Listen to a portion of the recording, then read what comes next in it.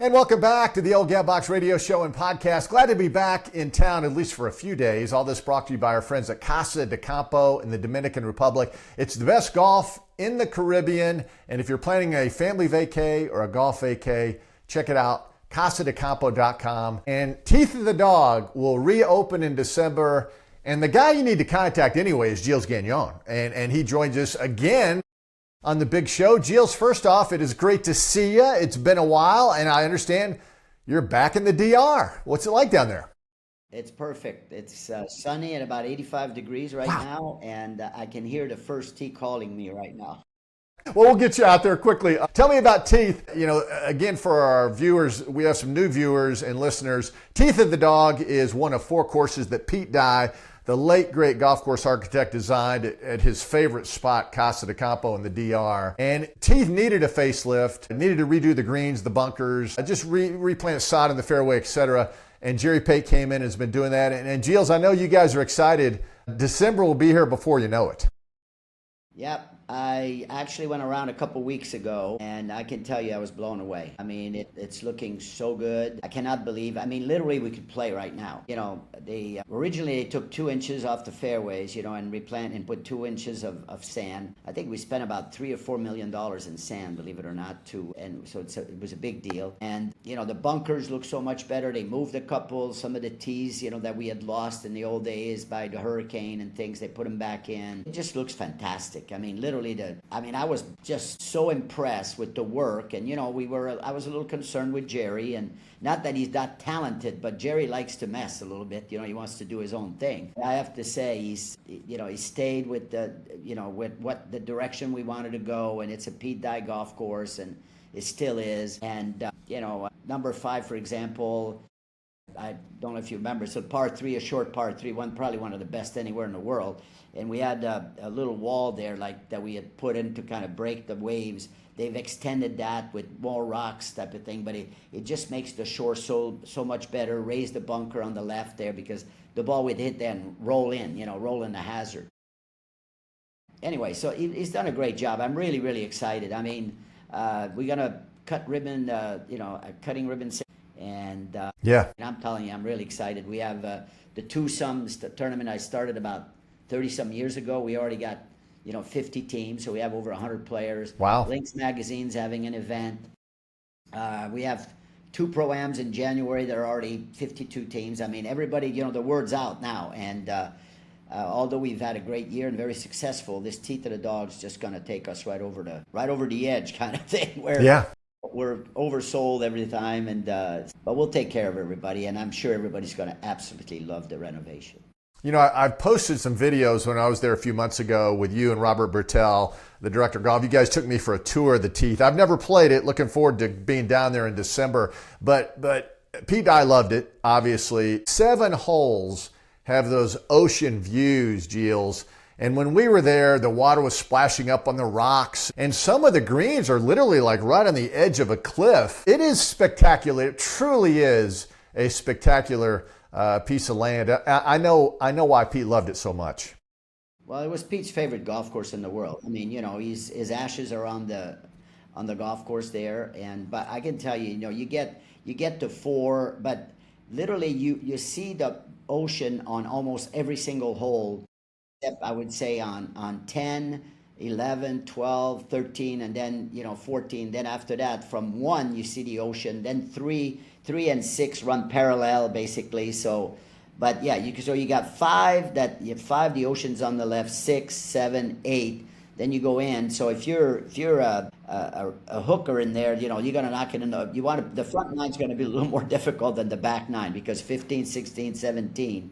Then the ocean is to your right. But for me as a lefty there, that front 9, when the wind's coming from the north a little bit, there's a few sharks out there that have had a little stomach problem at swallowing golf balls.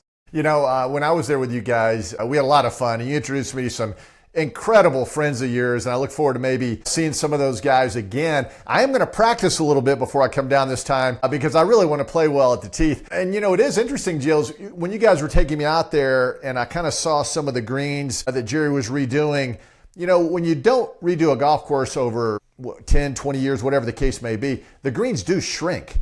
So you guys did need to extend just the perimeter of those greens, get it out there a little bit. It gives you more hole locations and things like that. Well, I think we've heard that you wanted the greens bigger, so Yes. maybe a little smaller. Yeah, well, number 5, that hasn't got a little smaller, but you're absolutely right. Some of the greens have gotten a bit too small. Number 5 there basically is like you're sitting at, well, you could go from 130 yards to about 170, but it's literally like trying to get a golf ball landed on a green towel on the beach. I mean, it's a very, very small green. But yeah, some of, when you mow, right? They mow and then all of a sudden, it goes a little smaller or the contour gets a little different. So we definitely needed to do that. And so we'll give you a little more space now so you can miss it a little right or left a little bit better for you. I appreciate that. It is interesting, and I follow, obviously, I'm heavily involved now with Casa de Campo, and I love seeing the videos and the pictures. Basically, they post every day on social media, Gilles. Man, there's been all sorts of wine tasting, restaurant, the chefs, big cookout and that sort of thing, dancing, music. I mean, there's been a lot going on at Casa aside from golf, Gilles. I'm glad you're back down there, because it looks to me like you can go dancing and stuff right now. Well, I'll tell you what, Jason, the Yes. VP of marketing, is a great guy, done a great job for us. Yeah, he had a food and wine weekend last weekend. That place was packed. I went Friday night and Saturday, I said, okay, that's enough. Right. But it was full, and then they had the Oktoberfest at Altos de Chavon, and Jason's got something going on. Believe it or not, what's amazing is that we've had the best year revenue-wise, even with the Teeth of the Dog being closed. That just tells you how many more activity we've had, and also how people have supported us. Our events, our Pro-Am, our the twosome, all these events have been very successful this year, despite the Teeth of the Dog being closed. But still, you got the Lynx, who's very underappreciated. I agree. This way. And then Die 4, that's also very spectacular, 27 holes. And we did use that Romar Private Club, for a couple events. We used one of the 9 there. So, it's pretty amazing. I mean, we still have the weather. I mean, we have great weather all the time. You got, obviously, the people are fantastic. The restaurants are amazing. We have a great spa. You got polo, you have a great, riding stable there. And you got tennis, you got padel, I guess they call it, and we have pickleball, and fishing, so there's so many activities here at Casa de Campo. And so, I know the Teeth of the Dogs is a big deal. That's our number one, that's the main attraction. But we're very grateful, to the support we've had. So we're gonna definitely try to give back to the people that are coming back, and a lot of them that we did some little reward from coming for the Teeth of the Dog being closed, returning this year on our events. And so we're very, very aware of the support and the loyalty that we've had over the years with golfers and non-golfers. So, so we're here for them. So that's why Well said. Well said. Now I'm excited about getting back down. And I urge everybody, go to casadecampo.com. The pictures, the views are incredible. And Gilles is the guy, by the way, if you're planning a golf trip, and his email is on there. Contact Gilles about that. All right, Gilles, I wanted to get some words of wisdom from you, which we always do when we have a little conversation. The great Gary Player, by the way, Gilles, 90 years young, and recently was interviewed about the Ryder Cup, which took place last month. And Gary Player, his perspective, even though as a South African he never participated in the Ryder Cup, but he said he is embarrassed by where the Ryder Cup has gone as far as not just the fan behavior, but he doesn't like the way some of the participants are acting on the golf courses either. Of course, he's old school, Gilles, but I wanted to get your perspective, and we talked about it last time you were on, but do you think we've crossed the line with the Ryder Cup? As fan behavior, I mean, and people always say, well, that's just the way fans are. It's 2025. Ticket prices are so high they can do whatever they want. They feel entitled. Gilles, what do you think? Do you agree with Gary Player that maybe we've crossed the line, fan behavior and player behavior? Well, when they say you want to go to a fight, you go to a hockey game, right? They used to say that. We're getting to the point now, it's getting close, that if you want to see some fights, you go to the Ryder Cup. Excuse me.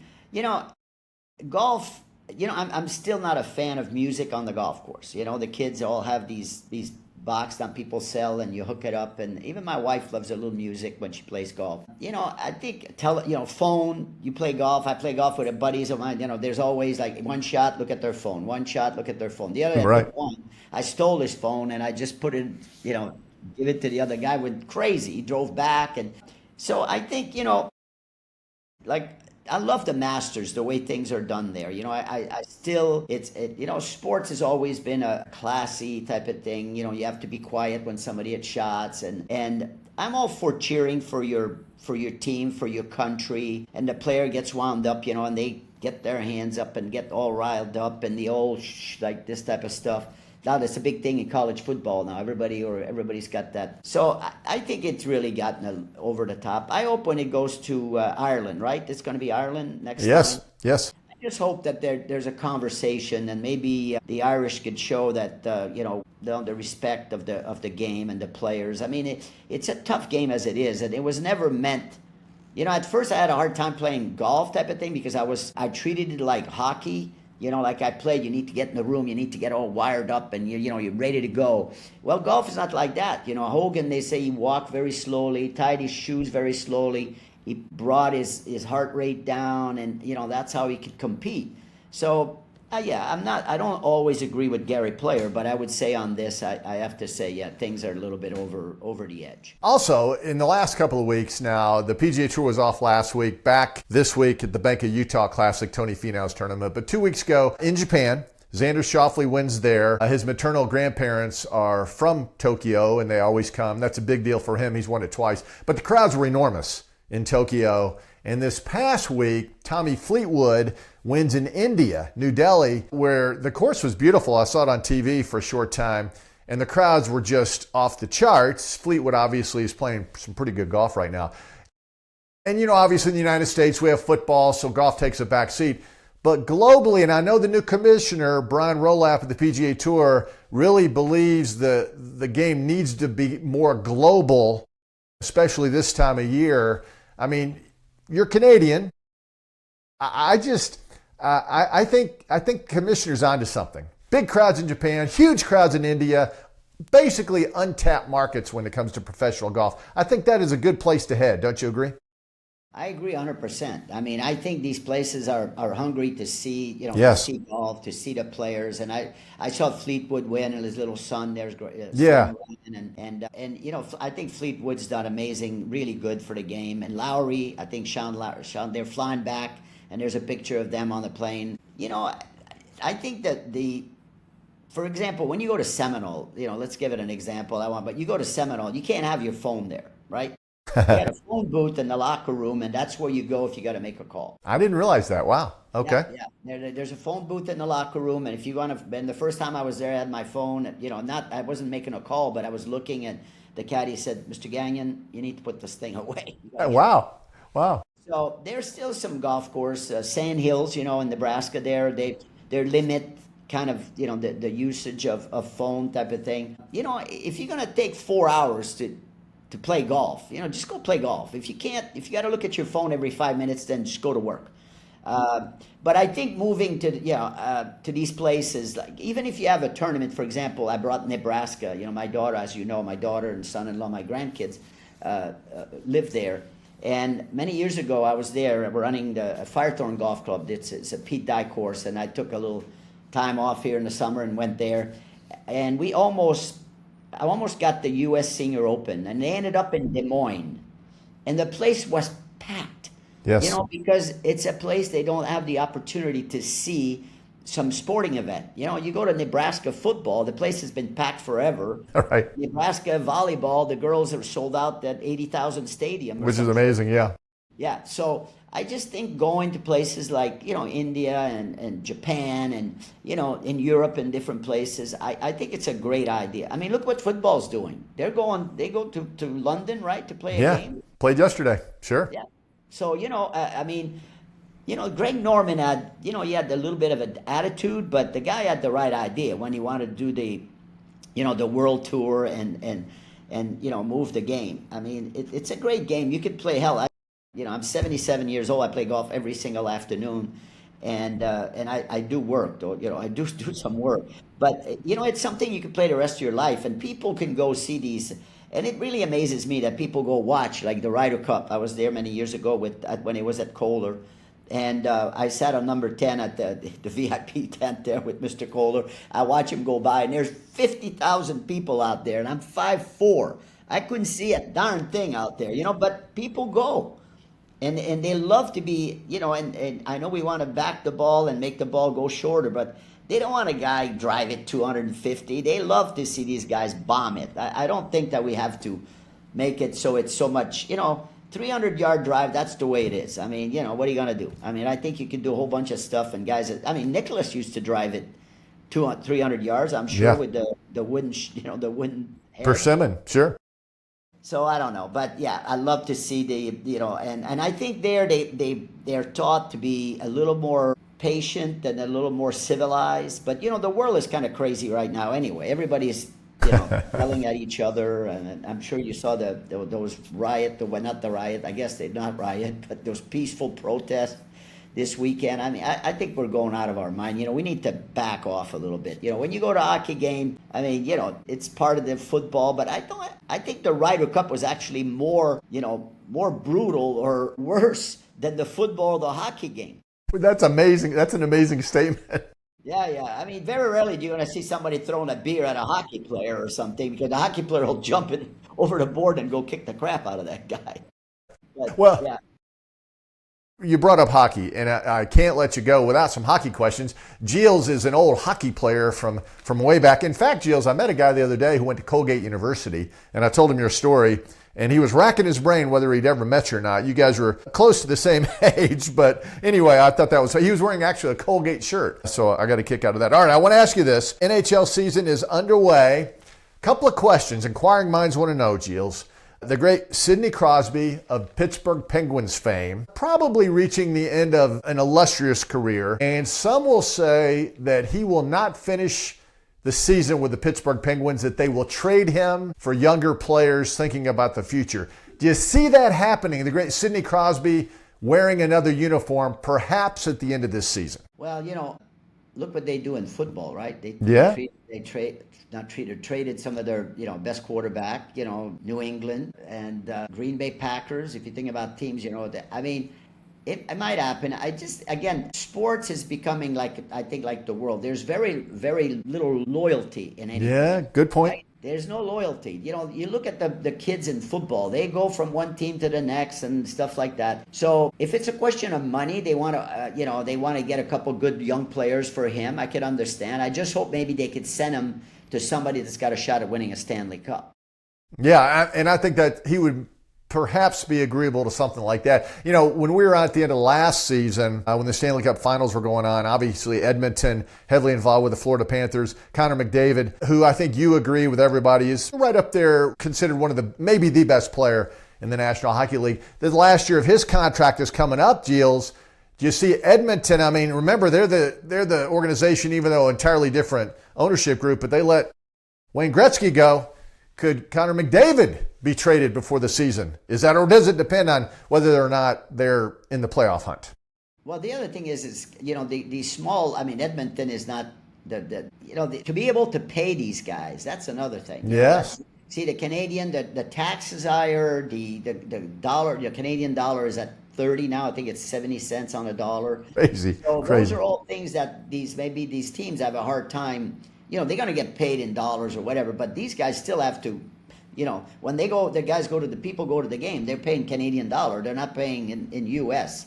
So it's the budget, I think, is difficult. And these guys, look, he deserves to make money, this guy. He is the best player, And Crosby amazes me with all the concussion he's had over the years. That guy was banged up so many times.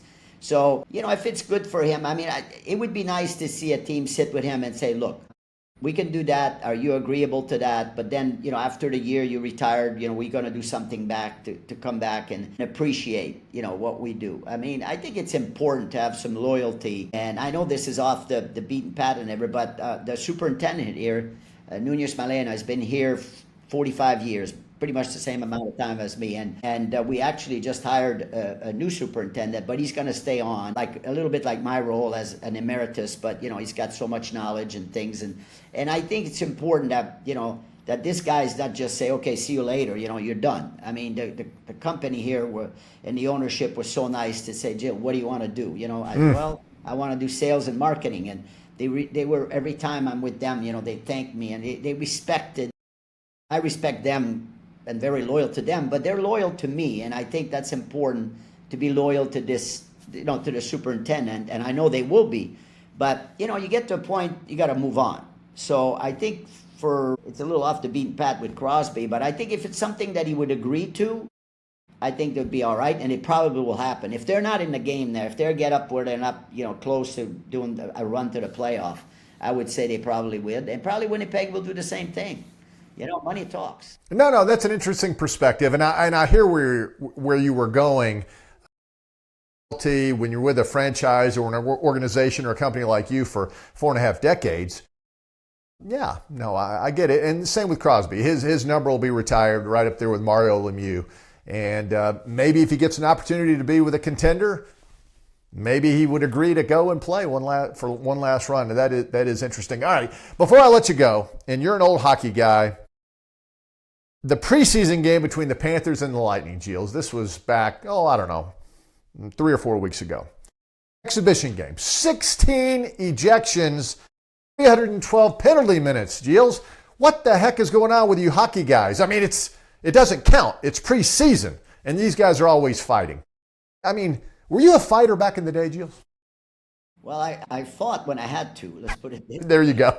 I wasn't very big, but I would throw the glove in the face and then duck and just try to flip it. You didn't want to get in a boxing match. Right. But I think the problem is that they played golf all summer and they get frustrated and they're missing things. So now they get to the game, and then in the season they get suspended now.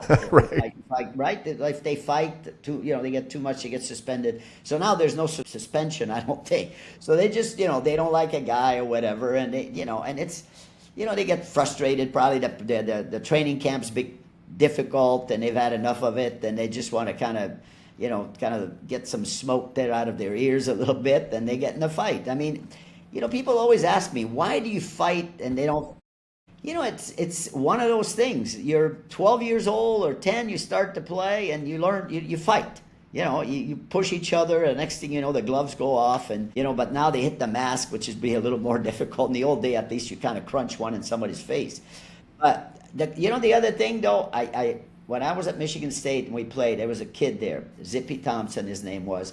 He was about my same height, and we were always fighting for the scoring title, and we would fight every single game. I mean, every practice, we'd fight every single practice. But you know what? When I got cut, I'd go to the lab, get stitched up. He was there, and we walk back together to the dorm. On the ice, it was one thing. Off the ice, it was totally different. I'm telling you, it was, everybody go, how can you be hanging around with this guy? I don't know. Well, we fought. It was just like, it was part of the game, and now it goes on. Now, these guys are traded, and then they became best buddy at other team, but then they kicked the hell out of each other in exhibition, right? That makes sense, but that's the way it is. Hockey mentality, again, as I talk to you and friends who've played here and there through the years, I think I understand it. But I don't know. When they drop the gloves and they start punching each other in the face, I don't know. But it's been part of the game for a long, long time. Good thing we're playing golf now, Gilles. By the way, as soon as they go down, as soon as they fall down, then that's it. See, that's one of those things. You watch the referee, while they're up, they let them go. But as soon as one falls down, then they go in and separate. They jump in, sure. And they, it's not a stuff of kicking, and they understand that, there's still would say a procedure of fighting. Yeah, I guess. There's an in rule that we know what it is. After the guy's down, but while he's up, it's crazy. It's a free. Absolutely crazy. But anyway, Gilles, we appreciate it, my friend. Enjoy the game of golf today. Looks like the weather is going to be absolutely perfect down at Casa de Campo. I'm excited about coming down in December, and that'll be here before you know it, Gilles. So I'm excited about seeing you guys. Well, it was great, and I watched your podcast with another great announcer the other day, and you discussed the football. And kinds of thing. It was very interesting. So you do a wonderful job, and I enjoy watching the ones that I'm not on. But I'm getting to the point now that I might have to ask a salary now for all these appearances. We'll negotiate. We'll negotiate. So We'll negotiate. it's all If you negotiable, beat me, I Gilles. won't pay you. If you beat me, I won't pay you. And you drive. There you I'll go. drive I like 50 that. hours. No, it's always great to be to be around with you. You've become a great friend, and Casa de Campo, we appreciate what you do for us. With all the great podcasts and publicity you do for us. Thank you so much. Thanks, Gilles. Talk to you soon. All right, take care.